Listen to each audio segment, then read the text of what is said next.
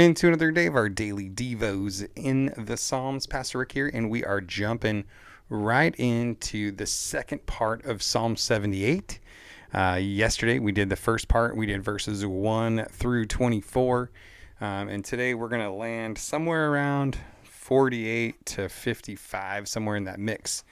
And then we'll wrap up chapter 78 tomorrow. So hope you're got your seatbelts on, ready for the ride. It's going to be good. Some really great content in this psalm. And so we'll go ahead and we'll start with verse 24, just reading it because it kind of connects to verse 25 where we're starting today. So he rained manna for them to eat. He gave them grain from heaven. People ate the bread of angels. He sent them an abundant supply of food. And again, just wanted to highlight, as we talked about in yesterday's devotional, that God's supply is abundant.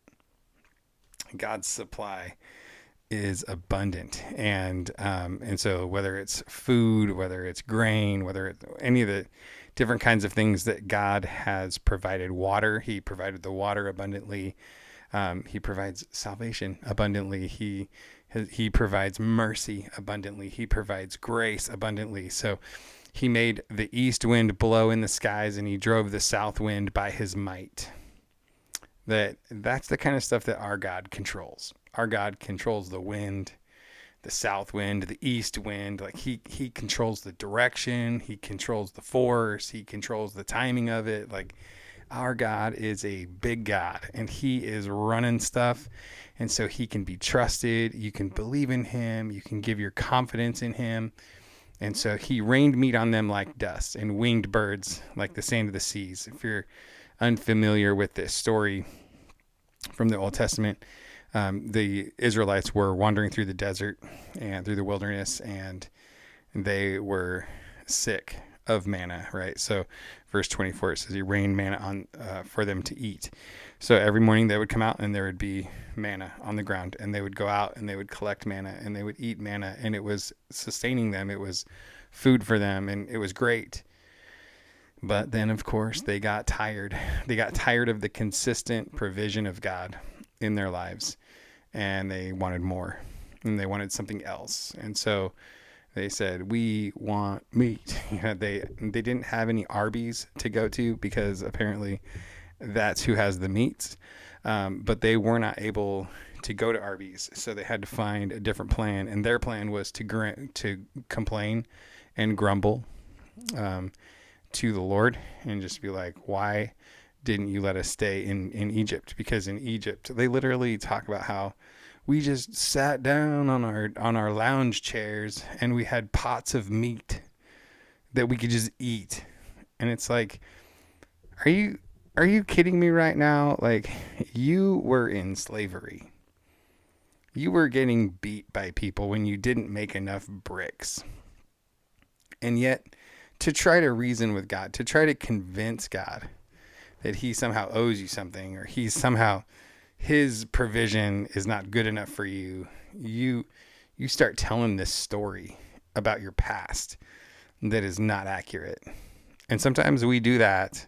Sometimes I do that. I try to personalize it and not be like, we. Who's this we you speak of, Rick? Oh, well, I have been known periodically to over-glorify my past so that I think that my current situation is worse than it actually is, or that I had it better before. And it's a weird mental game, I think, that we can play with ourselves sometimes as we're trying to process disappointments and failures and challenges. And so anyways, they're complaining to God. And so it says he rained meat on them like dust, and he made them fall in the camp all around the tents. Not because desiring meat was bad, because that's fine. Like, God gave us a desire, to eat stuff like that, and it's fine. But what was wrong was their attitudes towards God, contemptful and lying and deceiving. Like, they weren't even telling the truth. He made them fall in the camp all around the tents, and the people ate and were completely satisfied, for he gave them what they craved. But before they had turned from what they craved, while the food was still in their mouths, God's anger flared up against them, and he killed some of their best men, and he struck down Israel's fit young men. Like, when God gives you something that you crave, that's probably not good. Sometimes we need to be really, really okay with God telling us no, or God telling us to wait. It's like the little kid that wants to eat 5-gallon bucket of ice cream for dessert, and they want it now. And why are you so mean to me that you won't let me have the ice cream? But the parent knows that if the kid gets that much ice cream all at one time, they're going to be terribly sick, and they're going to hate that. And then the parent is going to have to clean up the mess, and it's bad news, And so the same kind of concept is going on here. Is they're asking God for something, and you know what? He's like, hey, I got you. Hey, just keep on following my plan. And they're like, no. Why didn't you let us stay in Egypt so we could be lazy and eat out of our pots of meat? It's crazy. Despite all this, so after his anger flared against them and he killed some of their best men, he struck down some of Israel's fit young men. Despite all of this, they kept sinning. Yikes. What is it going to take to get your attention? And they did not believe his wondrous works. So they kept sinning and did not believe his wondrous works. He made their days end in futility, their years in sudden disaster. When he killed some of them, the rest began to seek him. So there's this ray of hope. Like, yes, Lord, they're going to start seeking you. They repented and searched for God. They remembered that God was their rock, the Most High God, their Redeemer. Wow. The rest began to seek him. They repented and searched for God. They remembered that he was their rock, their Most High God, their Redeemer. But, the but here is a painful one. But they deceived him with their mouths, and they lied to him with their tongues. Their hearts were insincere toward him, and they were unfaithful to his covenant. Man, insincere toward him, unfaithful to his covenant. Like, come on, folks. So here's God's response to lies, insincerity, and unfaithfulness to the covenant. Yet he was compassionate. He atoned for their iniquity. He did not destroy them. He often turned his anger aside. Man, what a loving, caring, gracious, merciful God we serve.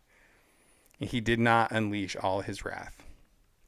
He remembered that they were only flesh, a wind that passes and does not return. He remembered their nature. They are only flesh. They're weak. He remembered that and gave them some sort of credit for it, even though their behavior towards him was terrible. Insincere, unfaithful, lying to him, deceiving him. Yikes. How often they rebelled against him in the wilderness and grieved him in the desert. So they rebelled against him and they grieved him, brought desperate sadness to the Lord. They constantly tested God and provoked the Holy One of Israel. And if that's not like a warning right there for us to pay attention to, not to be testing God, not to be provoking him, but to be trusting him and to be submitted to him, surrendered to him. Then again, they did not remember his power shown on the day he redeemed them from the foe, when he performed his miraculous signs in Egypt and his wonders in the territory of Zoan. So here we're going to recap some of the miraculous signs that happened in Egypt that they refused to remember. They did not remember his power shown on the day he redeemed them from the foe. I feel like that needs to be highlighted. I feel like somebody just said that while they were watching. They were like, Rick, you're not going to highlight that? No, I got it. Thank you for calling that out. I appreciate that. So he turned the rivers into blood, and they could not drink from their streams. And he sent among them swarms of flies, which fed on them. Ugh. Must have been horse flies. Ugh. No, thank you. Like a summer ago, we had a summer where there were tons of horse flies, and it was bad. You get into the wrong parts of the country where there were lots of them, and man, it was like they were trying to attack you. So when it says they fed on them, I believe it. And frogs which devastated them. He gave their crops to the caterpillar and the fruit of their labor to the locust. He killed their vines with hail and their sycamore fig trees with a flood. He handed over their livestock to hail and their cattle to lightning bolts. He sent his burning anger against them, fury, indignation, and calamity, a band of deadly messengers. He cleared a path for his anger. He did not spare them from death. He delivered their lives to the plague. He struck all the firstborn in Egypt, the first progeny of the tents of Ham, which is another name for Egypt. And he led his people out like sheep. He led his people out like sheep. So this was the deliverance of God, the judgment against Egypt for all of the hundreds of years of sinning against God, rebelling against God. He led his people out like sheep and guided them like a flock in the wilderness. He led them safely, and they were not afraid, but the sea covered their enemies.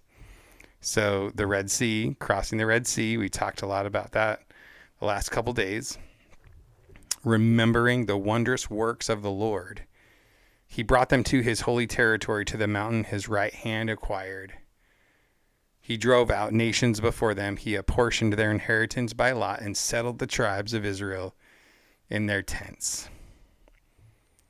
That's a lot of stuff, guys, that they did not remember. They did not hold it to God's credit.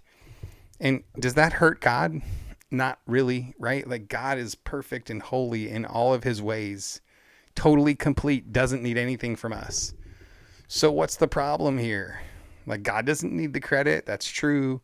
God does not need the credit, but we need to give him credit for our sake.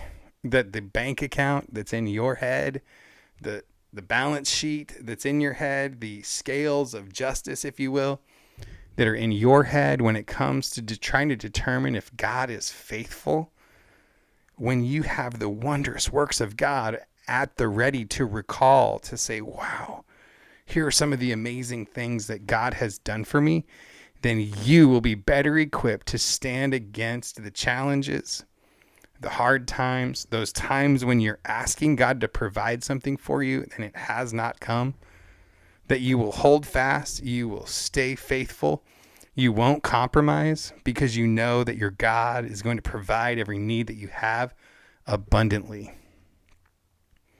So let's be a people that don't deceive, that don't lie, that don't rebel against the covenant.